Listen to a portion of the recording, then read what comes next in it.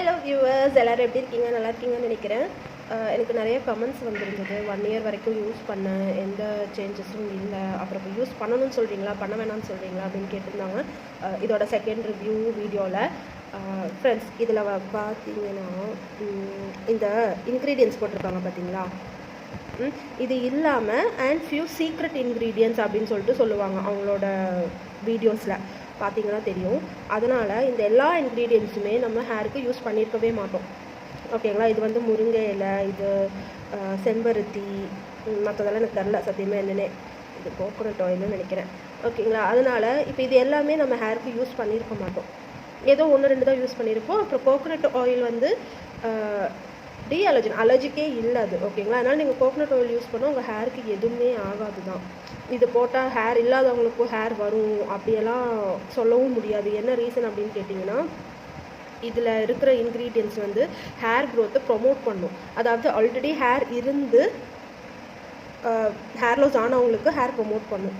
ஓகேங்களா? ஆல்ரெடி இருந்தது ஏதாவது ரீசன்ஸ்னால, ஸ்ட்ரெஸ்னாலேயோ, பொல்யூஷனாலேயோ, நீங்கள் ஹேர் கேர் பண்ணிக்காதனாலேயோ, உங்களுக்கு இருந்த ஹேர் போயிடுச்சு, ஹேர் லாஸ் ஆயிடுச்சு அப்படின்னா மறுபடியும் ரீக்ரோத் ஆக சான்ஸ் இருக்குது. ஏன் நான் சொல்கிறேன்னா, நான் யூஸ்வலாக கோகோனட் ஆயில் மட்டும்தான் யூஸ் பண்ணுவேன். கோவிட் அப்போ ஒர்க் ஃப்ரம் ஹோம் போனப்போ ஹேர் கேர் ஸ்டார்ட் பண்ணேன். ஃப்ளாக்ஸ் சீடு, அப்புறம் இந்த கஞ்சி அதெல்லாம் போட்டு 1 இயர்லேயே எனக்கு டிராஸ்டிக் சேஞ்சஸ் வந்தது. ஸோ ஹேர் கேர் பண்ணிங்கன்னா ஆல்ரெடி ஹேர் இருந்தவங்களுக்கு வந்து கண்டிப்பாக க்ரோ ஆகும். புதுசாக இல்லாத இடத்துல வருதுன்னெல்லாம் வீடியோவில் சொல்கிறாங்க. ஆனால் எனக்கு அது எந்த அளவுக்கு கரெக்டு அப்படின்னு தெரியல. ஓகேங்களா? ஸோ ஆயிலுக்கு வந்து இது செகண்ட் பாட்டிலு, எந்த டிஃப்ரென்ஸுமே இல்லை. கலரு, ஸ்மெல் எல்லாமே ஒரே மாதிரி தான் இருக்குது. இப்போ நான் இன்றைக்கி ஹேர் ஆயில் அப்ளை பண்ணிவிட்டு ஃப்ளாக்ஸ் சீடு தான் போட போகிறேன். இவ்வளோ நாள் வந்து வெறும் ஆயில் மட்டும் யூஸ் பண்ணி என்ன ரிசல்ட் இருக்குது அப்படின்னு பார்த்தேன். நீங்கள் அவங்க பேஜில் போய் பார்த்தீங்கன்னா oil, hair mask, hair pack, அப்புறம் இன்டர்னல் டயட் எல்லாமே சொல்லியிருப்பாங்க. நம்மளுக்கு அதெல்லாம் பண்ண சீரியஸாக டைம் இல்லை ஃப்ரெண்ட்ஸ். அதனால் என்னோடய ஹேர் ரொட்டீன் எப்பவும் என்ன பண்ணுவோனோ அதுதான் நான் மறுபடியும் ஸ்டார்ட் பண்ண போகிறேன். எனக்கு என்னென்னா, இதை மட்டும் யூஸ் பண்ணி நம்மளுக்கு ஹேர் க்ரோத் ஆகுதுன்னா நம்ம மற்ற எதுவும் பண்ண வேணாங்கிறதுக்காக தான் நான் ட்ரை பண்ணேன். ஸோ எவ்ரி டைம் யூஸ் பண்ணும்போது ஷேக் பண்ணி யூஸ் பண்ணிக்கோங்க. என்ன ரீசனாக, இவங்க போட்டிருக்கிற இன்க்ரீடியன்ட்ஸ் எல்லாமே கீழே போய் செட்டில் ஆகிடும். ஸோ உங்களுக்கு வெறும் ஆயில் மட்டும்தான், அந்த எக்ஸ்ட்ராக்ட் மட்டும்தான் மேலே இருக்கிற மாதிரி இருக்கும். ஸோ நல்லா ஷேக் பண்ணி யூஸ் பண்ணிக்கோங்க. ரொம்ப நாள் யூஸ் பண்ணால் ஹேர் க்ரோத் ஆகும்னு தான் சொல்கிறாங்க. இப்போ என்னோடய ஹேர் பார்க்கறதுக்கே உங்களுக்கு தெரிஞ்சிருக்கும். லென்த்து நல்லாவே இருக்கும், தேவையான லென்த்து. பட் திக்னஸ் வந்து ஹேர் லாஸ் ஆகி தான் போயிடுச்சு. ஸோ எனிஹவ் நான் இதை யூஸ் பண்ணி ஏன்னா நிறைய ஆயில்ஸ் இப்படி தான் நான் யூஸ் பண்ணி ஹேர் க்ரோத் ஆகலைன்னு சொல்லிவிட்டு அப்படியே ஸ்டாப் பண்ணிடுவேன்.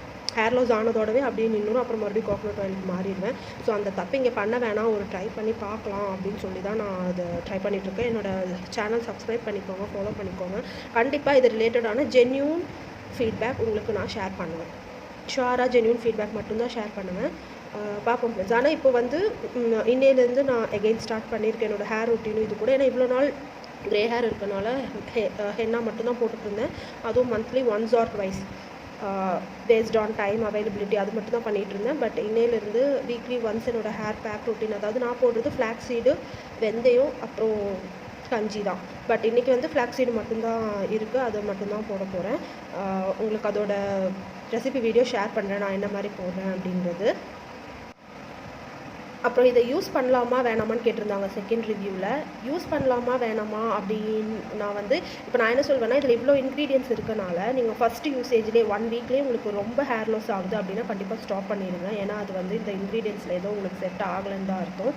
இல்லை ஒரு 1 or 2 months ஆகிதான், 1 or 2 weeks 3 weeks அப்படி லேட்டாக தான் ஹேர் லாஸ் ஆகுது அப்படின்னா நீங்கள் கண்டிப்பாக ட்ரை பண்ணலாம். என்ன ரீசன் கேட்டிங்கன்னா, நம்ம ஹேர் ஃபாலிக்கல்ஸ் வந்து இந்த இன்க்ரீடியன்ட்ஸ்க்கு பழகணும். நம்ம யூஸே பண்ணாத இன்க்ரீடியன்ஸை புதுசாக போட்டிங்கன்னா கண்டிப்பாக ரியாக்ஷன் வரும் இல்லையா?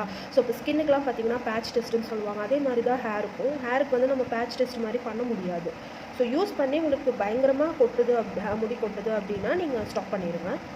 இல்லை இப்போ நான் வந்து வீக்லி த்ரைஸ் தான் யூஸ் பண்ணுவேன். ஃபுல் டைம் அப்படியே ஆயில் வச்சுட்டு அப்படியெல்லாம் இருக்க மாட்டேன். ஸோ எனக்கு வந்து லேட்டாக தான் ரியாக்ஷன் காமிச்சிச்சு. 2 months கிட்ட யூஸ் பண்ணிவிட்டு தான் பயங்கரமாக ஹேர் லாஸ் ஆச்சு.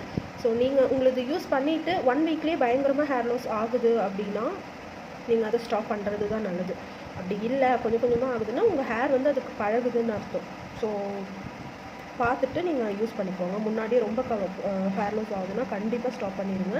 அது உங்கள் ஹேருக்கு செட்டே ஆகலன்னு தான் அர்த்தம். இப்போ இதில் இவ்வளோ இன்க்ரீடியன்ட்ஸ் இருக்குது பாருங்கள், அவங்க வீடியோவில் பார்த்தீங்கன்னா தெரியும். அண்ட் ஃபியூ சீக்ரெட் இன்க்ரீடியன்ட்ஸ் அப்படின்னு சொல்லுவாங்க. ஆனால் இங்கே அது போட்ட மாதிரி தெரியல எனக்கு. Coconut oil, amla, bhringraj, curry leaves hibiscus. ஆனால் மோஸ்ட்லி இந்த கரி லீவ்ஸோட ஸ்மெல் தான் கைஸ் வருது நம்ம ஓப்பன் பண்ணாவே. இந்த 1 2 3 4 5 தான் இருக்குது. இங்கே 6 எக்ஸ்ட்ரா வாட்டர் இருக்குது. இதை தான் வந்து இது நான் வந்து இது நினச்சேன், முருங்கை இலைன்னு நினச்சேன். அது இல்லை போல். இதோட பொட்டானிக்கல் நேம் தான் இங்கே கொடுத்துருக்காங்கன்னு நான் நினைக்கிறேன். ஆனால் இவ்வளோ மட்டும்தான் இது உள்ளே இருக்கா அப்படிங்கிறது தெரியல.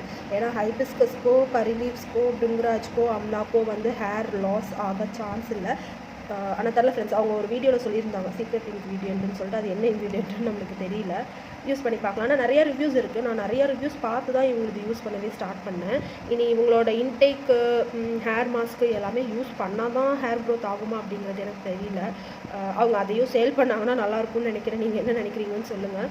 இப்போது வந்து நம்ம ஃப்ளாக்ஸீடோட ஹேர் பேக் எப்படி ப்ரிப்பேர் பண்ணலான்னு பார்க்கலாம்.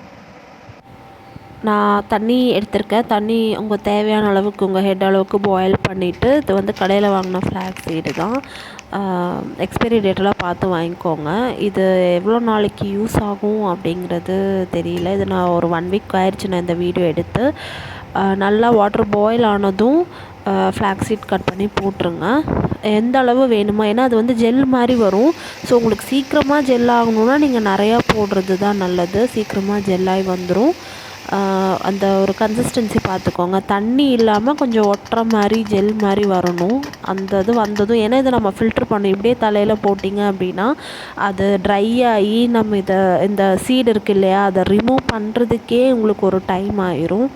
ஸோ வந்து நான் என்ன பண்ணுவேன்னா, கொஞ்சம் ஒரு மாதிரி திக்கானாவே நான் எடுத்து ஸ்டவ் ஆஃப் பண்ணிட்டு நான் ஃபில்ட்ரு பண்ணிடுவேன். அது ஆற ஆற அப்படியே திக்காயிரும் உங்களுக்கு. அதோட கன்சிஸ்டன்சி பார்த்திங்கன்னா ஒரு கம் மாதிரி ஆயிரும்.